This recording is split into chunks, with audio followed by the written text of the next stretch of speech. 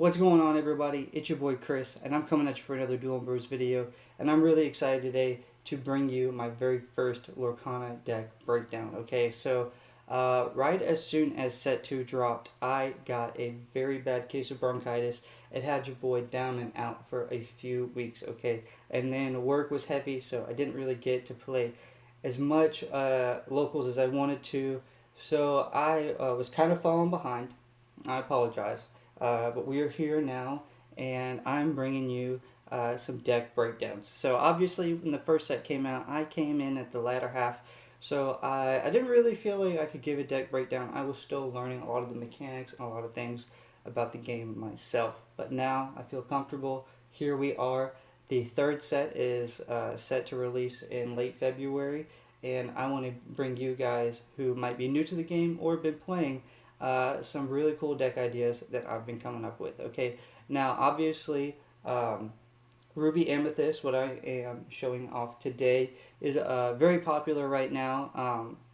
Depending, I guess, on what area you play in, maybe in your area, it's not as popular as the Dallas area where I play.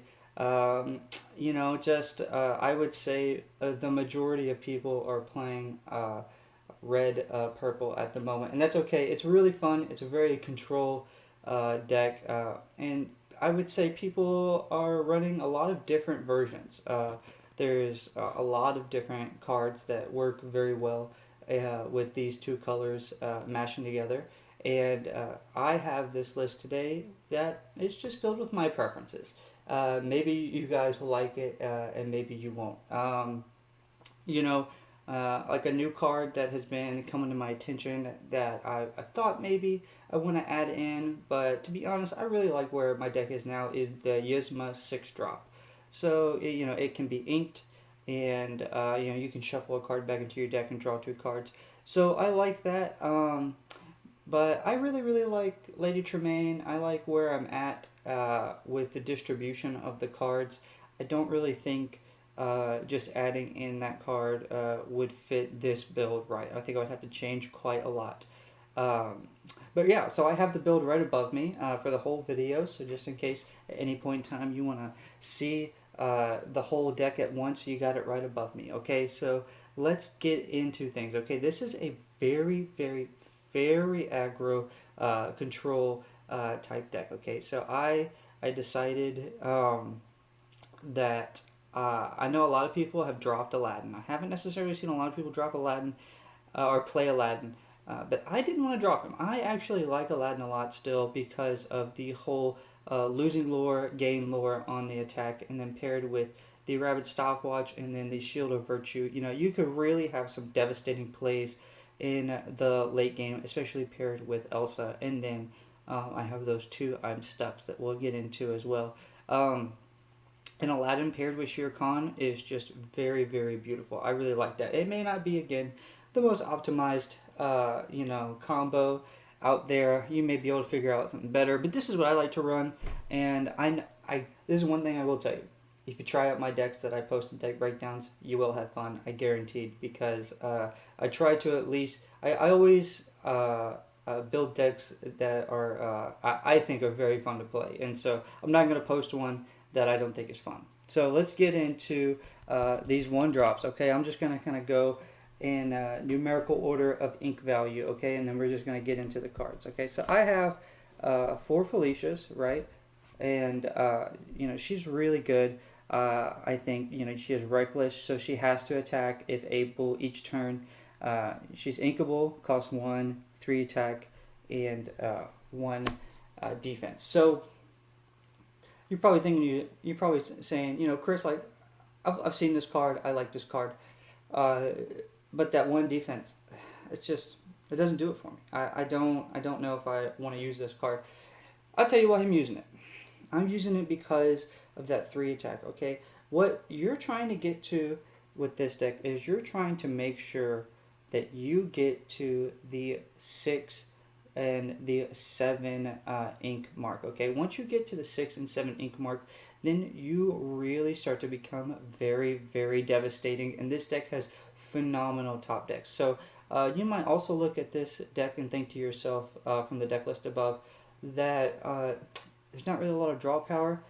Um, I'm going to explain how you kind of counteract that, and then also this deck just has phenomenal top decks. So just pairing with the squirrel that we'll get into, and then with the rabbit.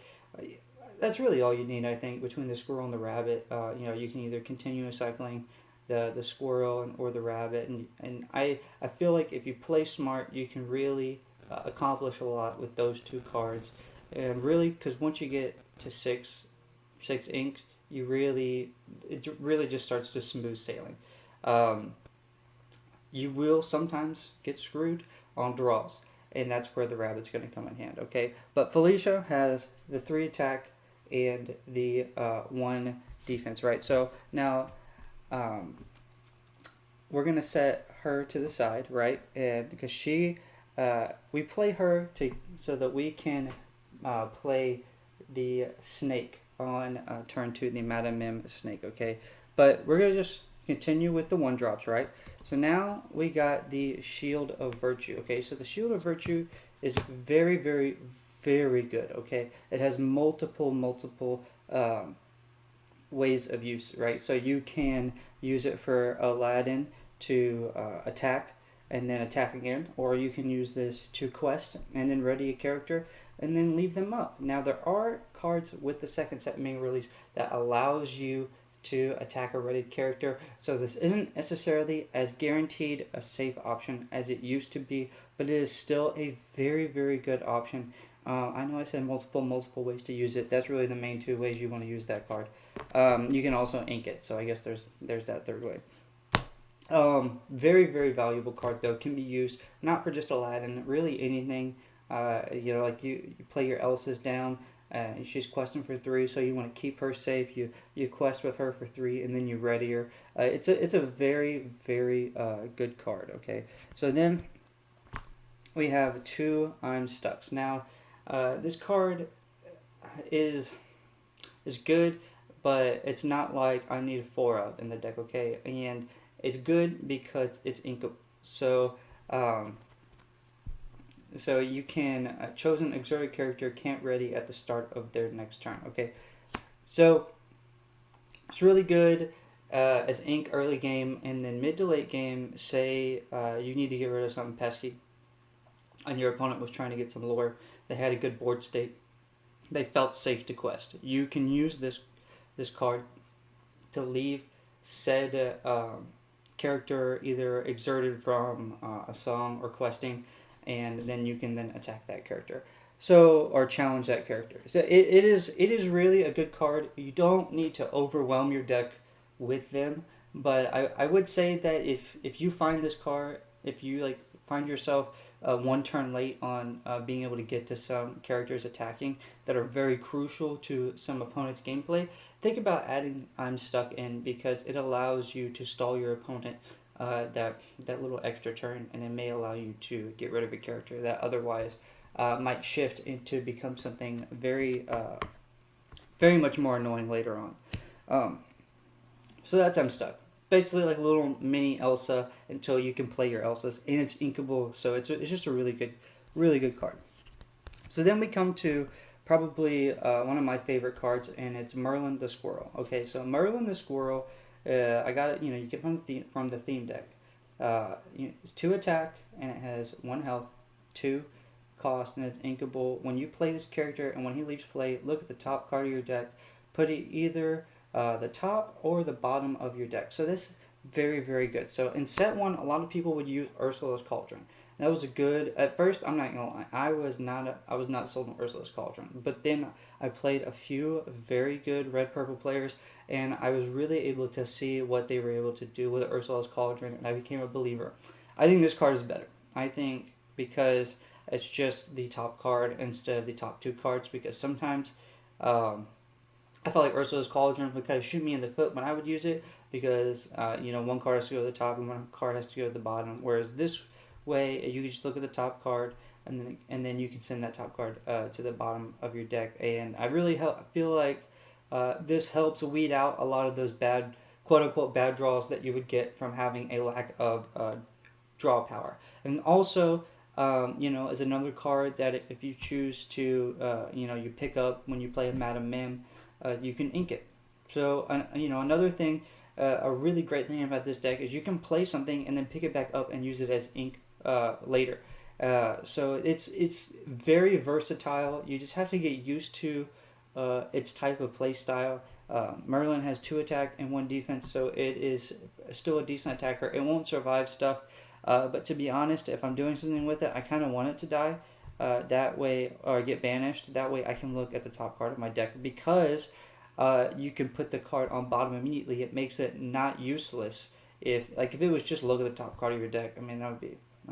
It'd be kind of sad, right? Because then your opponent could just challenge it or get rid of it immediately, and then it would have no effect. But say you look at the top card of your deck, you don't like it, you put it on the bottom, then you do it again, you don't like that card, so that's 2 cards that you potentially would have just drew back to back that were not good at the time that you could send to the bottom of your deck.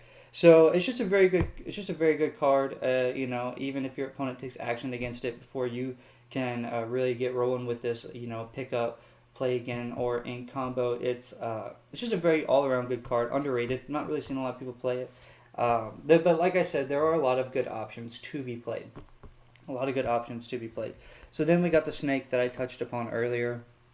She is just massive. Okay, so she makes the Felicia 1/2 combo just really, really beautiful. Okay, because she comes in with that 3 health and has a 2 drop. If you play that 1 drop with a 3 attack and 1 defense, it's that your opponent's not that scared. Okay, but then also can't quest. But if you follow in with this Madam Mim on turn 2, now you are controlling. I pretty much guarantee you're controlling the board. You know what I mean? It is that good of a card, okay? To play at 2, it is so good, okay? When you play this character, banish her or return chosen character of yours to your hand, okay? So that's just basically saying you can put that Felicia back into your hand. And you know what you can use with that Felicia on your next turn? You can ink it.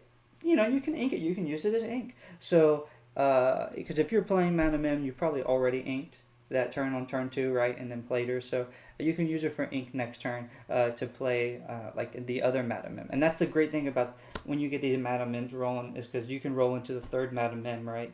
To the 3-drop Madam Mim. And you can attack with this, and then next turn pick this bad boy up, and a cycle of pick up and play.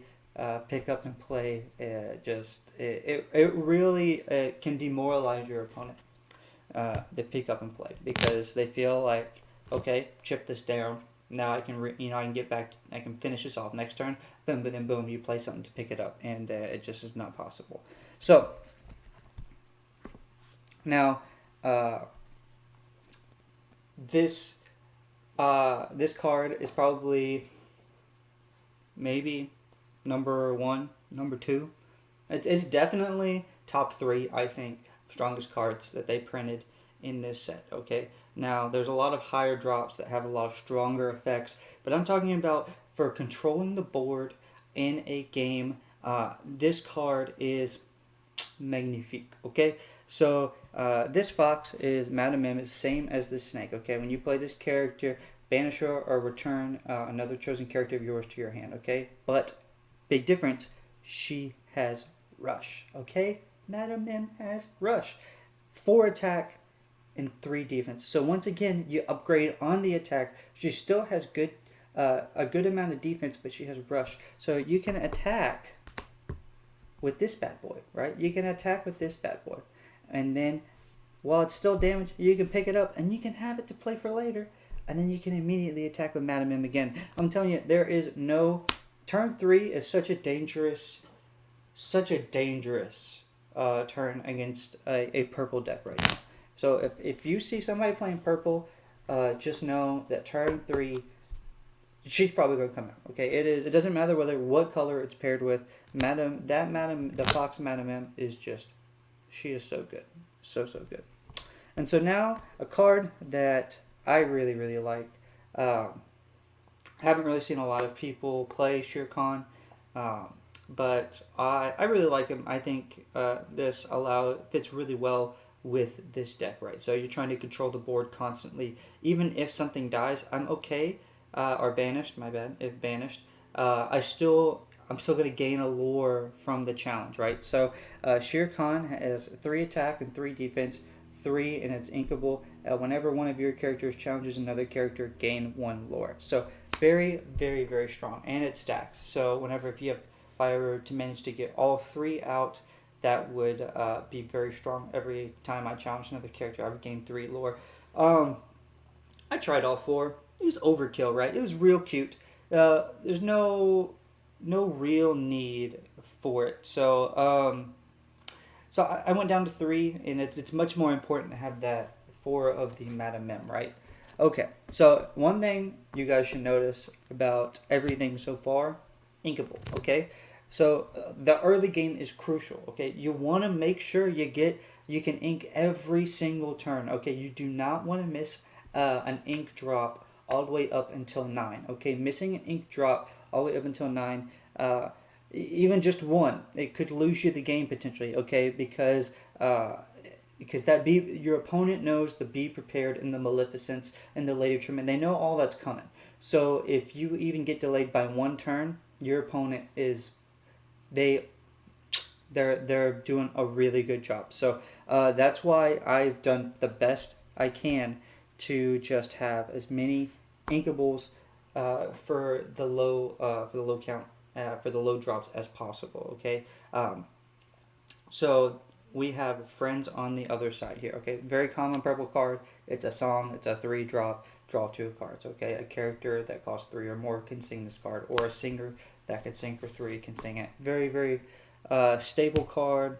No need to really dive into that too much. Okay, then we got White Rabbit Stop Pocket Watch. Okay, now this card, I like this card a lot. Okay, I think it's been phased out of a lot of people's decks, and yeah, it can be. It can be, to be honest. It's not necessarily needed in every ruby purple deck anymore, but in the edition that we are running and comboing with another card that we are going to be seeing very soon, it's on the list, Peter Pan Shadow.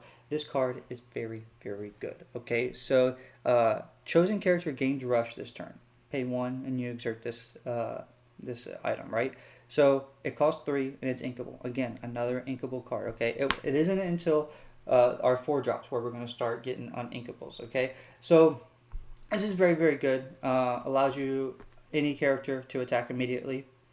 Aladdin, Maleficent, it is very, very good. Okay, or maybe we need to draw 2 cards in 1 turn. We can play the Rabbit Merlin and then give it rush and attack, or do the same thing with the Squirrel Merlin to look at the top card of our deck, or even the Goat, where if you need a quick 2 lore, you know what I mean. You play the Goat Merlin, and you gain lore real fast. We're going to be getting to that Goat real quick. Okay, so White Rabbit's Pocket Watch, pretty good for what it's a good combo card, good combo piece for what we got going on. So this rabbit's really good. If it wasn't for Peter Pan Shadow, I for sure would have this card at 4 and then the Goat at 4. But because Ruby Purple is so dominant, you need to be able to control the field, and they like to play a lot of evasive characters to be able to gain lore and get around some tricky scenarios. So you'll see why Peter Pan Shadow is going to be so strong for the mirror. This deck is maybe weaker in some scenarios against other matchups, but it is, I feel, really good into the mirror. So you just have to know your matchup. And like I said at the beginning, it's a control deck, and that's kind of what control decks are all about. So we got Merlin, right? So Merlin's a 4 drop. It's uninkable. When you play this character and when he leaves play, you may draw a card.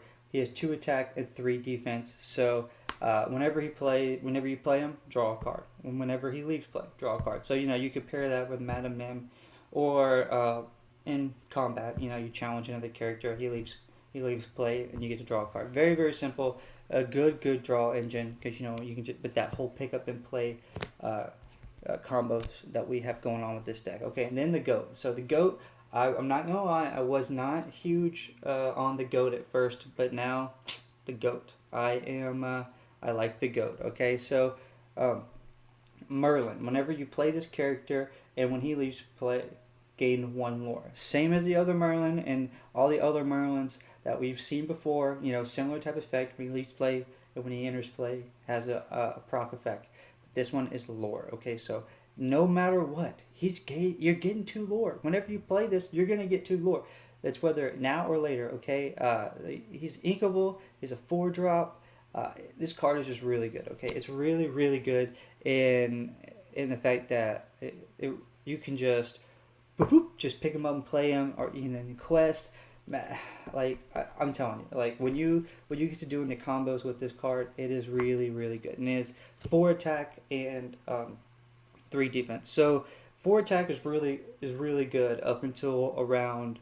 It depends on what color you're going against too. 4 attack is really just good. There's a lot of colors that they don't really get a lot of attackers like that. So that's why I feel like this is really good with Sheer Economist, because there's a lot of good attackers. So we got Peter Pan's Shadow. Okay, this card is very very good. It's uninkable. It has evasive. It has rush.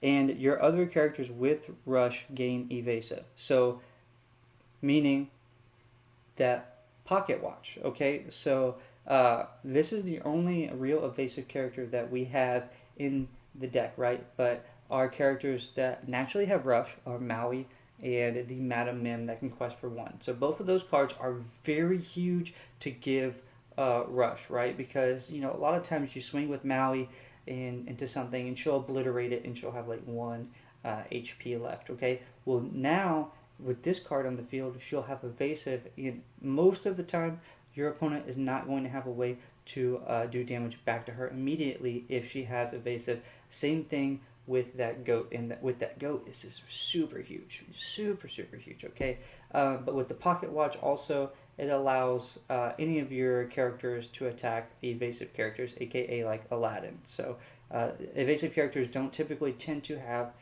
the highest attack or the highest health because they are evasive. Like this guy, he's a 4-drop, but he only has 2 attack and 3 health because he's evasive. Very good combo piece, and also forces your opponent to remove these.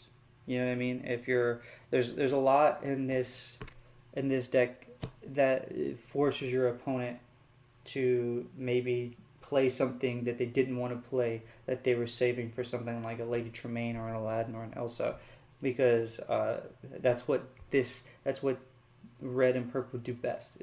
Play big characters at the end to really devastate you. So now we have Maui. Okay, Maui's very straightforward. She's inkable, 5-drop, is 6 attack, 5 health. She's rush, so you can attack the turn she's played, and reckless, you must attack, and she can't quest each turn if able. So she's very very strong. She was a staple from the beginning of set 1, so now she just carries into set 2. And I think a lot of people thought she was going to get phased out, but with 6 attack at 5, no. Maybe she's not quite as crucial as she was before, but she is not something that to just be like, oh, there's Maui. Ooh, no, I'm scared when they play Maui because I know it's coming and I know she's going to take something out.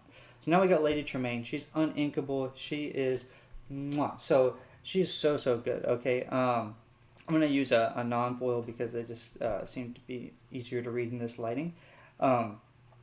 So she can shift for 4. I don't have the lower Tremaine because she's uninkable, and we're already rocking 16 uninkables in here, and that's going to go in any deck, I think. Unless maybe blue because of the Fishbone Quill. But even then, 16 is... You're putting yourself in some dangerous situations for some bad RNG and drawing. But anyway...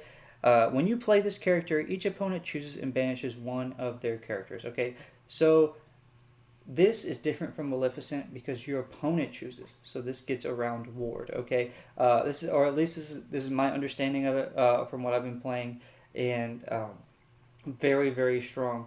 She only has 3 attack and 4 HP, and that's very balanced for her effect. And when you play her, she immediately removal. And she quests for 2, so she's a very very good trade out for Dragonfire. I think a lot of people were playing maybe 3 or 4 Dragonfire. The set 1, Lady Tremaine, very easy swap in because she can also quest for 2 for and also bring you some removal. Okay, so I've talked about Aladdin several times, and here comes the big boy himself. Okay, Aladdin, really cool. I really like Aladdin.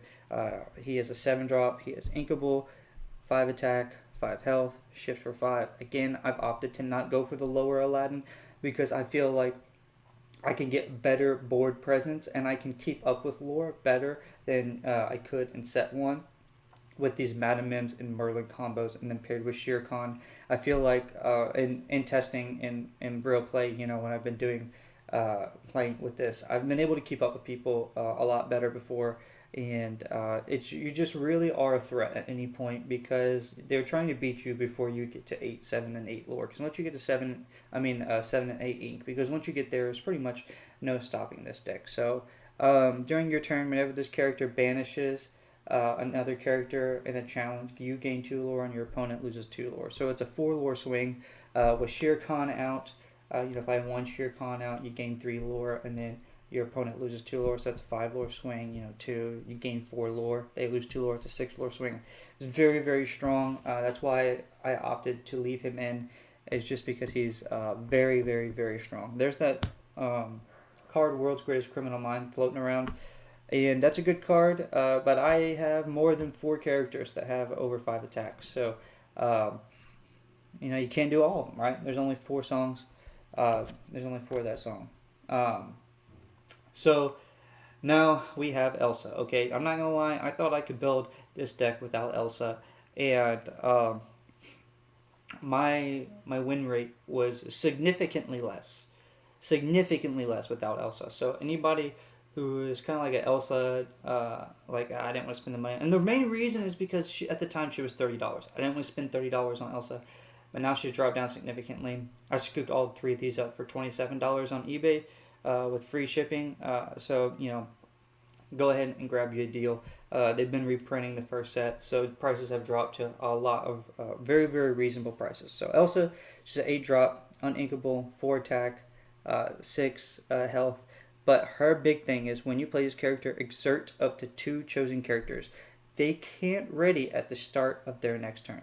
That is so huge, okay? You can either, you can prevent so much from happening. You can prevent your opponent from going in for the quest for the win. You can prevent your opponent from, controlling a board state, and you can just immediately reverse it. And maybe they were trying to keep something up so they could shift. Well, boom, you can take it out now. You got that. We have that pocket watch, and with the Shield of Virtue. So it's just a lot that she does, and I really, really like her. She has won me several games since I've got her, and I've lost several games just straight to Elsa. Yeah, she's just very strong. Like, I can't tell you how many times I've had like 12 quests ready with my Amber Steel deck against a red purple deck, and then they'll play Elsa, and then they just like both your big Cinderellas do, and then and then I'm like, oh, and then like the next turn they sing a Be Prepared, and then you gotta start over, and then right when I get a good board set again, another Elsa comes out.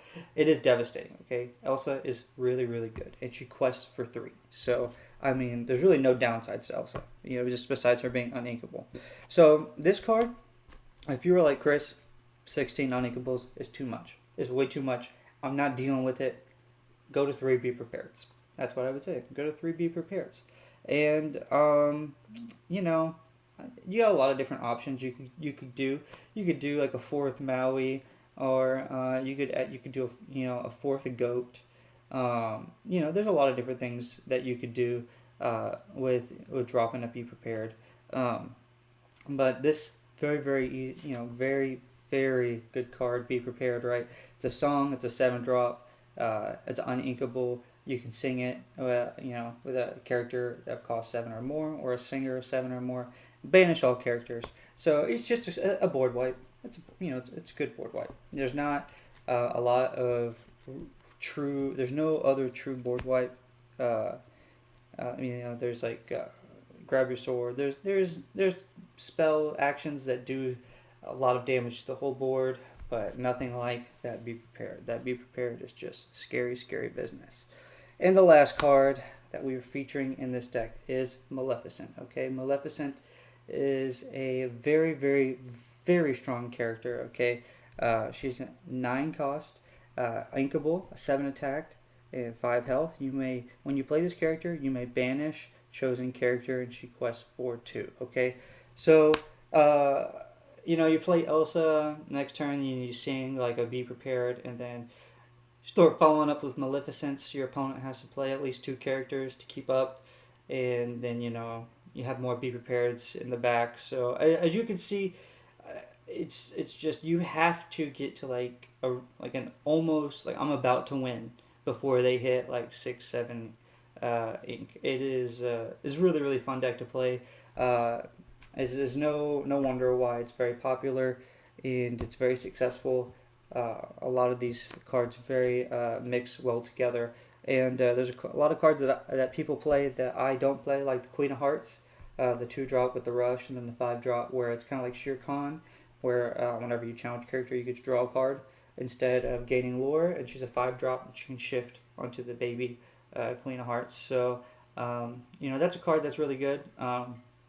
But I just didn't really feel like it was needed. Like I really like the power that you have at each stage of the game with this specific deck. It makes me happy. I have a lot of fun playing it, and if you guys put it together and play it yourself, I hope you have fun. But that's been this deck breakdown. I hope you guys enjoyed it, and I hope you guys have had a good holidays, and I hope you guys have a great new year. And as of right now, I got 3 other decks that I'm going to come your way whenever I finish ironing them out. Right, we are getting the finishing details on a few of them. I got Amber Steel. Probably I'll try to do pretty soon because that's pretty much done. I got Amber. No, not Amber. I got Steel. No, no. Man, I'm just green blue. Green blue. I don't know why I had brain fart just then. It's green blue, and and then the other deck that I have is amber green. Okay, so those are the 4 decks that I've been working on. I've been looking into. I may also feature my amber blue deck that I had at the very beginning of set 2 back when I had bronchitis and I was just kind of testing by myself. I kind of got bored with that before I got better. But so maybe up to 5 decks. But yeah, that's today's content. I hope you guys enjoyed it, and see you next time. Peace.